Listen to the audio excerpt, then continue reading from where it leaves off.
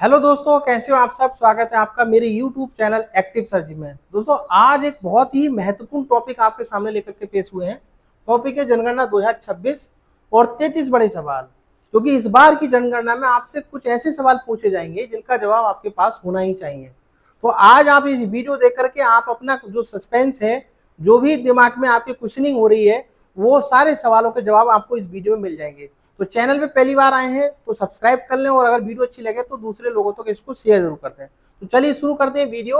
और आपको मैंने टॉपिक बता ही दिया है, तो चलिए देखिए। सबसे पहले हम अगर बात करें तो जनगणना 2026 जो कि बहुत जल्द शुरू होने वाली है, तो ये संभावित प्रश्न है जो कि आज के हम इस वीडियो में आपको बताने वाले हैं। तो इसलिए इन प्रश्नों को आप बड़े ध्यान से इनको याद रखना, और जो चीजें आपके पास नहीं है वो भी आप अपनी तैयार करके रखना, जिससे एक जनगणना के समय में आपको कोई समस्या ना हो। तो देखिए कौन से प्रश्न है, हम चलते हैं एक एक करके। तो देखिए सबसे पहले थोड़ा इंट्रोडक्शन की बात कर लेते हैं। जनगणना जो है देश की जनसंख्या और जीवन स्तर की जानकारी जुटाने की प्रक्रिया है, और ये मैं हर 10 साल में आयोजित की जाती है। जनगणना हर 10 साल में आयोजित की जाती है। 2021 में आयोजित होनी थी, लेकिन लॉकडाउन के कारण, कोरोना के कारण वो सही समय पर नहीं हो पाई, इसलिए थोड़ा लेट है इस साल। और इस बार की गणना पूर्णतः डिजिटल जनगणना है। सभी सवाल आपसे जो पूछे जाएंगे, जो डेटा भरा जाएगा, वो कंप्यूटर ऐप पर और मोबाइल ऐप पर डायरेक्ट ही भरा जाएगा। ठीक है, तो आप आगे याद रखेंगे इसके बारे में। इसका लगभग कितने 33 प्रश्न इस बार पूछे जाएंगे, और ये प्रश्न 3 भागों में होंगे। पहला क्या है भाग, मकान, जो कि मकान से आपके रिलेटेड सवाल होंगे। दूसरा हाउस होल्ड डिटेल्स होगी, यानी परिवार की डिटेल होगी। और तीसरी जो होगी वो व्यक्तिगत, यानी व्यक्ति की जानकारी होगी। तो इन जानकारियों को आपको पता होने चाहिए। अब देखिए बात करते हैं कौन कौन से क्वेश्चन होंगे। ठीक है, तो देखिए सबसे पहले है मकान से जुड़े प्रश्न, भाग 1, यानी मकान का नंबर। सबसे पहले देखिए, जब भी हमारा पहचान पत्र बनता है तो उसमें मकान नंबर होता है। तो पहले जवाब प्रश्न तो हमारा यही होगा कि मकान नंबर कितना है आपके। उसके बाद मकान का उपयोग, क्योंकि मकान जब आदमी बनाता है तो उसमें एक तो पहला तो रहता ही है, दूसरा कुछ दुकानें होती हैं जो कि हम रेंट पे उठा देते हैं, तो दुकानें हैं। तो आपसे ये पूछा जाएगा कि आपके पास मकान रहने के लिए है या फिर दुकान, या फिर मकान में रह भी रहे हो और दुकानें भी उठा दी हैं आपने रेंट पे, वो बात आपको पता होनी चाहिए। उसके बाद मकान का मालिकाना हक, ये पूछा जाएगा कि आप जिस मकान में रह रहे हैं वो मकान आपका ही है। अगर आप रेंट पे रह रहे हैं कहीं पर तो रेंट बताना पड़ेगा, और आपका खुद का है तो आपको बताना पड़ेगा कि हाँ मेरा ही है। उसके बाद मकान की स्थिति बतानी पड़ेगी हमें कि पक्का है, कच्चा है या अर्ध पक्का है। जब यूनिमीटर आपके घर पे आएगा तो आपसे पूछेंगे मकान आपका कैसा है, कच्चा है जो मिट्टी के बने हुए होते हैं, या फिर पक्का है जिसमें कि ईंटों या लेंटर का इस्तेमाल किया गया है, या फिर कच्चा पक्का, दोनों अर्ध पक्का है। ठीक है, तो ये पता होना चाहिए। फिर पूछा जाएगा कमरों की संख्या कितनी है। आपका घर तो है, कमरे कितने हैं, 2 3 4 5, तो कमरों की संख्या पूछी जाएगी। इसके अलावा घर में कितने परिवार रहते हैं। कई बार क्या होता है, परिवार हमारा ज्वाइंट यानी संयुक्त परिवार होता है, जिसमें एक ही परिवार में कई सारे फैमिली रहती है एक साथ में, तो उसे हम संयुक्त परिवार कहते हैं। एक परिवार होता है एकल परिवार, जिसमें सिर्फ एक ही फैमिली रहती है। तो आपसे ये पूछा जाएगा। इसके बाद में पीने का पानी का स्रोत है, पानी हम पी रहे हैं तो कैसे, नल की टंकी लगी हुई है, पानी नल का है या फिर कोई और तरीका है, तो ये आपको बताना है। उसके बाद बिजली की सुविधा, आपसे पूछा जाएगा कि बिजली का कनेक्शन है या नहीं है, तो ये इन बातों को आप ध्यान रखेंगे। अगली स्लाइड पे हम चलते हैं। अब देखिए मकान से जुड़े कुछ प्रश्न और पूछे जाएंगे। इसमें क्या होगा, देखिए शौचालय की उपलब्धता, घर पे शौचालय की उपलब्धता है या नहीं, ये आपको बताना पड़ेगा।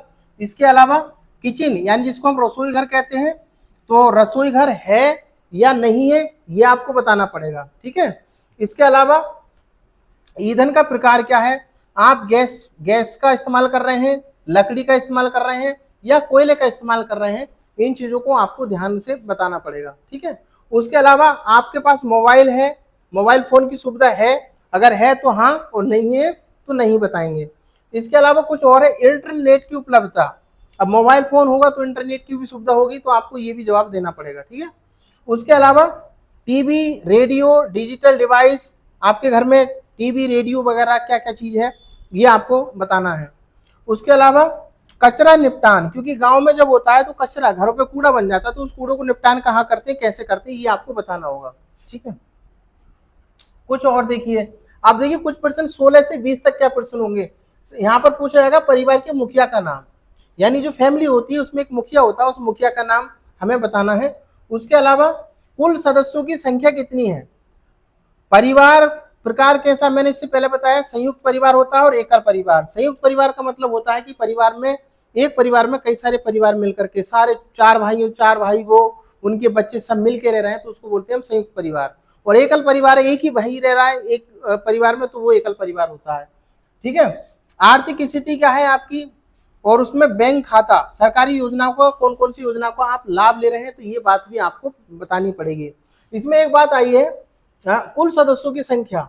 तो कुल सदस्यों की संख्या में आपसे वो ये भी पूछ सकता है कि कितने लोग इस घर में शादी किए हुए हैं, कितने जोड़े शादीशुदा हैं और कितने बच्चे जो अनमेरिड हैं, ये भी आपको पता होना चाहिए। इसके अलावा देखिए व्यक्ति से जुड़े हुए सवाल जो कि है 21 से लेकर 27 के बीच में। आपको जैसे कोई व्यक्ति है तो उसका उससे नाम पूछा जाएगा, उसके अलावा उसका जेंडर पूछा जाएगा, उसकी एज कितनी है और उसकी जन्म तिथि यानी डीओबी कितनी है, डेट ऑफ बर्थ, ये आपसे पूछा जाएगा। वैवाहिक स्थिति, जैसे मैंने पहले ही बताया कि वैवाहिक स्थिति में पूछा कि क्या अनमेरिड है कि मेरिड है और कितने लोग मेरिड हैं, ये बात भी आपको बतानी पड़ेगी।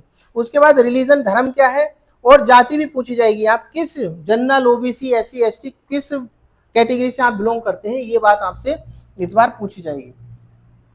उसके बाद देखिए 28 से 33, मैंने शुरू में बताया 33 सवाल लगभग पूछे जाएंगे। मातृभाषा, आपकी मातृभाषा क्या है, जैसे हिंदी, किस भाषा में आप बोलते हैं, तो ये आपसे पूछा है। शिक्षा का स्तर क्या है, हर आदमी के शिक्षा का स्तर पूछा जाएगा कि भाई ग्रेजुएट है, अनपढ़ है, पढ़ा लिखा है, ये सारी बातें इस बार पूछी जाएंगी आपसे। उसके बाद देखिए पेशा क्या है, आप क्या काम करते हैं, ये भी आपको बताना पड़ेगा। कुछ नौकरी करते हैं, कुछ मजदूरी करते हैं, कुछ खेती करते हैं, ये बात आपको बतानी पड़ेगी। कार्य का प्रकार क्या है, किस प्रकार का कार्य करते हैं, ये आपको बताना पड़ेगा। उसके बाद जन्म स्थान, कहाँ पर आपका जन्म हुआ, जो मुखिया है परिवार के जो लोग हैं, जन्म कहाँ हुआ है ये बताना, या फिर पहले रहते थे अब चले गए, प्रवास कर गए हैं, तो वो बात भी आपको बतानी पड़ेगी। विकलांगता, अगर कोई परिवार में विकलांग है तो विकलांगता बतानी पड़ेगी, यदि है तो हाँ और नहीं है तो नहीं। परिवार का एक भी व्यक्ति अगर विकलांग है तो उसकी सारी डिटेल हमें देनी पड़ेगी। ठीक है, तो इस तरीके से ये होता है दोस्तों। अब बात करते हैं इसका कंक्लूजन क्या है, निष्कर्ष।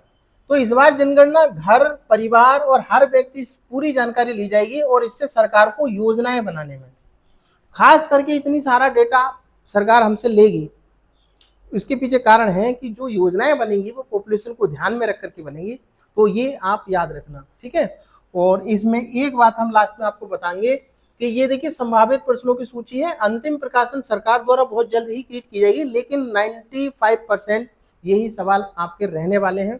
तो इन चीज़ों का आप बिल्कुल ध्यान रखना है, घबराने की बिल्कुल ज़रूरत नहीं है।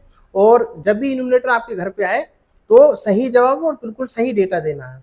और अगर आप चाहते हैं कि हम खुद कर लें तो अगला वीडियो मेरा होने वाला है कि हम खुद घर बैठे कैसे इसको डिटेल को हम भरें। तो ये वीडियो आप इस चैनल को सब्सक्राइब कर लें, नेक्स्ट वीडियो तभी आपके पास पहुंचेगी। और कौन कौन से इस मोबाइल ऐप का हमें इस्तेमाल करना है वो भी सारी हम अगले वीडियो में बताएंगे। तो चलिए इस वीडियो को यहीं रोकते हैं, मिलते हैं नेक्स्ट वीडियो में। धन्यवाद।